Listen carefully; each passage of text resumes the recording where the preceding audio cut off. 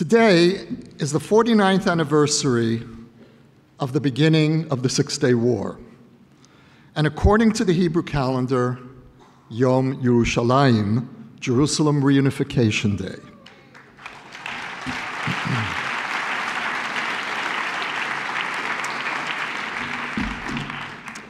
We are approaching the Jubilee year of the Six-Day War. Like many of you here, I recall those terrifying weeks before the victory of dread and aloneness that Jews around the world shared with Israelis. Our contemporary Jewish world has been shaped by the victory of June 1967, but we remain haunted by the vulnerability of May 1967. For all its turbulence, the Jewish world of 1967 was blessed with clarity. Israel had just warded off a genocidal threat. The international movement to save Soviet Jewry was about to begin in earnest. And it seemed in those years that nothing could be clearer, simpler, than our struggle for Jewish survival. Today, we face an immeasurably more complex Jewish world. On the one hand, physical threats persist, from a rising imperial Iranian regime to the growing open question of whether the brave post-Holocaust experiment of renewing Jewish life in Europe is still viable. But we also know that survivalism as a basis for Jewish identity is no longer enough to sustain us. We face vexing challenges we could not have imagined in 1967. How can Israel safely extricate itself from the wrenching dilemma of ruling another people? A majority of Israelis know we must end that occupation, now approaching its 50th year. But we fear the absence of a credible partner for a durable peace. Much of the international community trivializes our dilemma by insisting that Israel's choice is between occupation and peace, ignoring the history of Palestinian rejectionism and a poisoned educational system that teaches Palestinian children to hate Israel and to deny any Jewish connection to the land. Israel's critics all but ignore the terrorist groups on our borders, Hamas, Hezbollah, Islamic State, and the Iranian Revolutionary Guards, and speak of solving the Palestinian conflict as though Israel were an island in the South Pacific. Israel and the Jewish people confront two foreign policy challenges that will define our generation. The first is the assault on the legitimacy of the Jewish narrative. The second is our relationship with the Muslim world. Our task in the 21st century is to defend the integrity of the Jewish story of the 20th century, the return of the Jewish people home. The story is under assault from the boycott, divestment, and sanctions movement, or BDS, whose goal is not to end the occupation of 1967, but of 1948. That is, to end Jewish sovereignty in any borders. The most insidious threat of BDS is not economic, but ideological. On campuses around the world, the very name Zionism is becoming tainted. Maddeningly, the more rerouted we become as a people in our land, the more our indigenousness is being challenged. The growing counter-narrative to Zionism is that a Jewish state was forced on the Arab world by a guilty Europe, ignoring 4,000 years of Jewish connection to the land. Increasingly then, the Holocaust is no longer a compelling argument for Jewish statehood, but the opposite.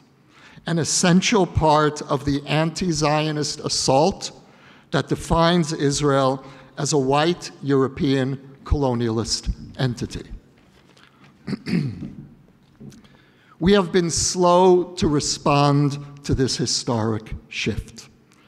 Books and films produced by Israeli and diaspora Jews still tell the old story, call it Holocaust Zionism, that no longer resonates for much of the world. We need to begin telling a story that is rooted not only in the European Jewish experience, but in the Middle East. And more than half of Israel's Jews trace their origins to its ancient, uprooted Jewish communities. We need to tell the story of the forgotten refugees, the effective expulsion of the Jews of the Middle East. Theodor Herzl set out to save the Jews of Europe, but for the most part, failed. Yet the state he imagined into being did save the Jews of the Middle East, who are the region's only minority to attain sovereignty and self-defense. Who can imagine what the fate of the Middle East's Jewish communities would be today in Syria, Iraq, Libya, Yemen, without the existence of a Jewish state? The assault on our story must be treated as a threat to our very being. There is no Jewish people, no Judaism without the Jewish story. Who are the Jews? A story we tell ourselves about who we think we are. We need to begin telling a more compelling Jewish story. Classical Zionism was the meeting point between need and longing. We have told the story of the Zionism of need, of refuge, but we have largely forgotten the Zionism of longing. What is our aspirational Zion, our vision of a Jewish state? What are our dreams, not only our fears for Israel? It is no longer enough to defend Israel with facts and figures. We need to devote the best minds in the Jewish world to reinvigorating our narrative. We need an intellectual and spiritual conversation about the meaning of Israel for our time. Why is Israel still essential to the Jewish people, to the world? At a time of growing despair for humanity, what is the message of the Jewish people? A people that not only survived the abyss, but managed at its most broken moment to actualize its most redemptive vision. Our second great foreign policy challenge is developing relations with the Muslim world.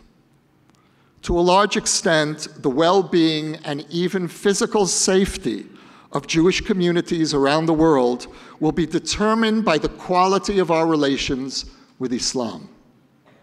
Even as the Christian world is ceasing to be the main address for theologically generated anti-Semitism, large parts of the Muslim world are increasingly taking its place. And yet, there are signs of hope. The rise of an imperial Iranian regime is creating unprecedented openings for Israel in the Sunni Arab world. Along with a growing security dialogue, we need to probe for openings for religious and cultural conversations. We need to explain who we are to the wider Muslim world, that we aren't just a religion, as Muslims tend to assume, but a people with a particular religious identity, with an essential attachment to the land of Israel, to Jerusalem, and for whom the restoration of sovereignty is the heart of our religious and national dream.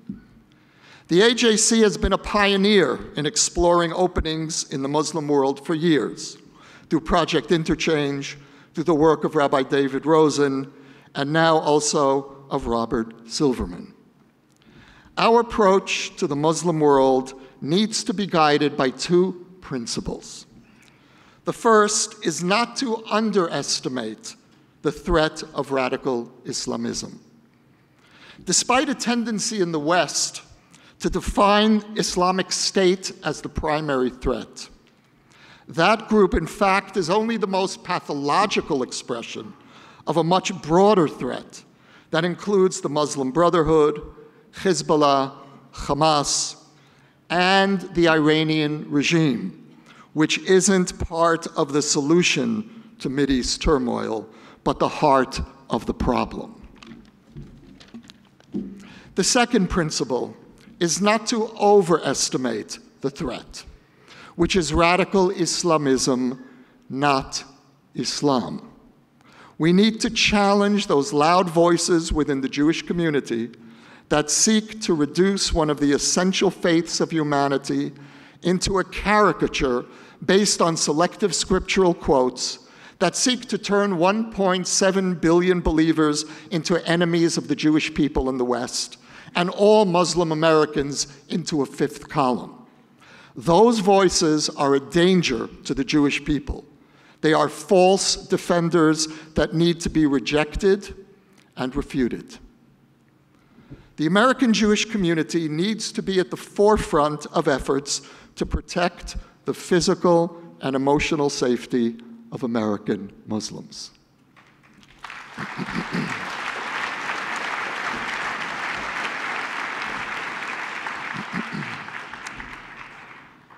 In this country, you have opportunities to create a model for Jewish-Muslim relations that may not exist elsewhere.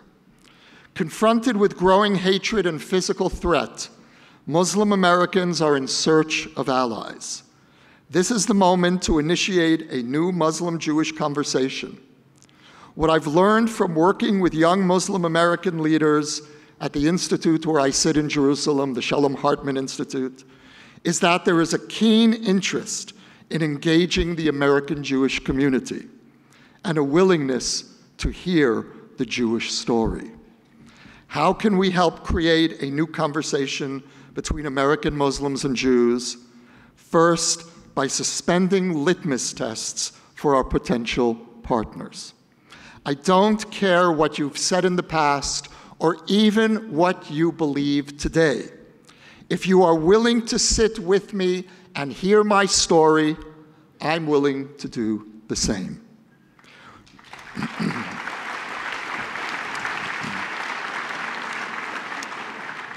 We need to nurture a conversation that leaves room for growth and change. Second, my goal is not to convince Muslim partners of the rightness of Israeli policies. We will continue to disagree, sometimes quite strongly. The goal is to increase understanding of why Israel is essential in a contemporary Jewish identity. The natural Jewish partners for the American Muslim community aren't on the far-left anti-Zionist fringes, but within the mainstream American Jewish community, among the people sitting here in this room. And the same principle applies for Jews. Our Muslim partners shouldn't be those who repudiate Islam, but mainstream American Muslims. Internally, our great threat and temptation has always been schism, dividing into mutually unintelligible camps that can no longer even understand each other's Jewish commitments and concerns. And the pressures, political and cultural, that encourage schism are growing. The geographical circumstances of Israeli Jews and American Jews are leading us in opposite directions. Israelis live in the most dangerous and inhospitable region on the planet, and so must be tough. American Jews live in the most benign and welcoming environment Jews have ever known, and so must be flexible. We may well be living in the most extraordinary time in Jewish history.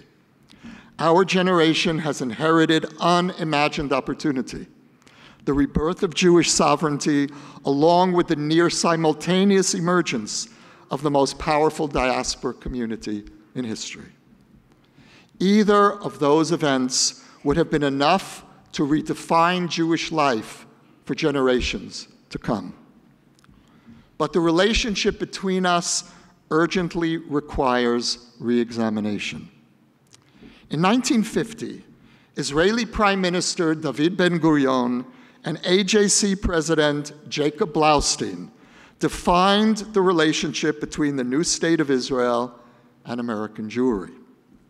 Israel would make no claims on the political loyalties of American Jews, while American Jews would support Israel's material needs.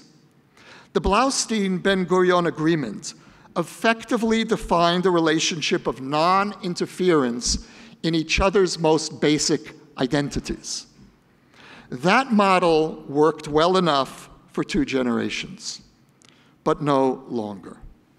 Like a marriage, our relationship can only be sustained if it is deepened. We need to reimagine a Blaustein-Ben-Gurion agreement for the 21st century.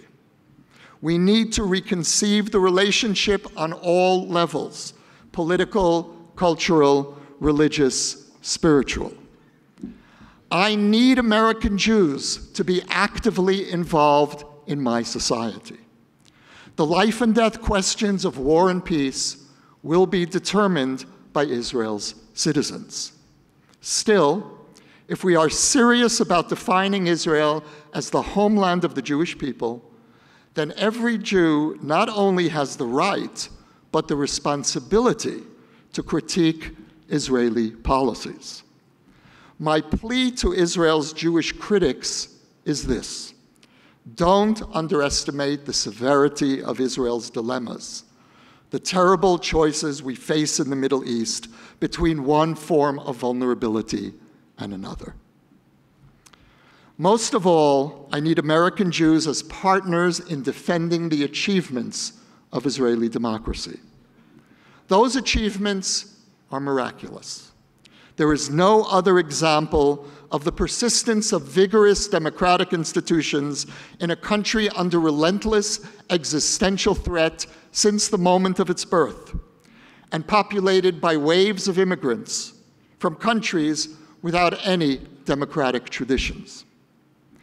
And yet, I speak of the miracle of Israeli democracy not only with pride, but with anxiety. A miracle is a defiance of the laws of nature, and so cannot be taken for granted.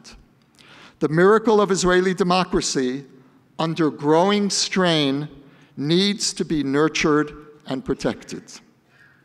I need the wisdom of American Jews in civil rights and minority relations.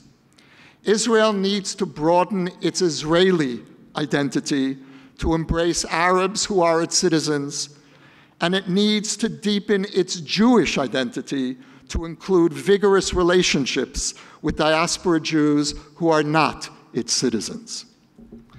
I need your help in fulfilling Zionism's promise to create a national identity that reflects the diversity of the Jewish people around the world.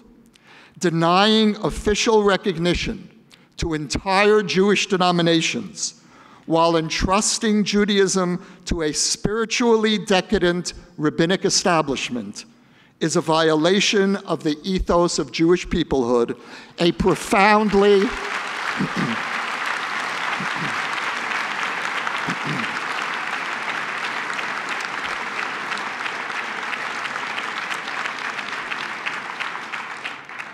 and that violation is a profoundly anti-Zionist act.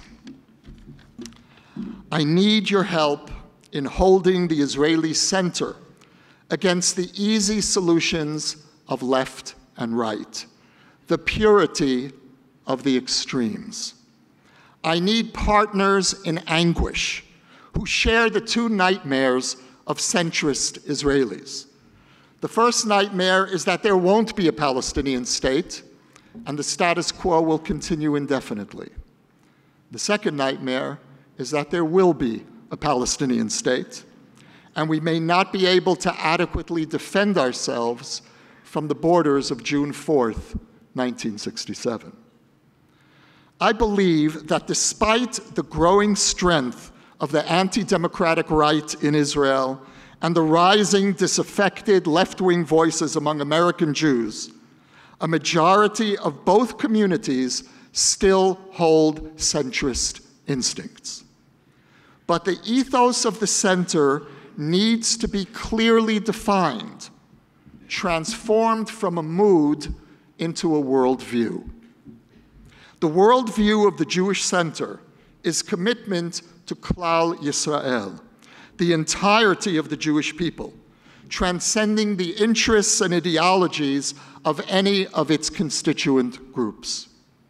Centrists know that a vital Jewish identity must express the uneasy interplay between our particularist Jewish commitments and our universalist human longings.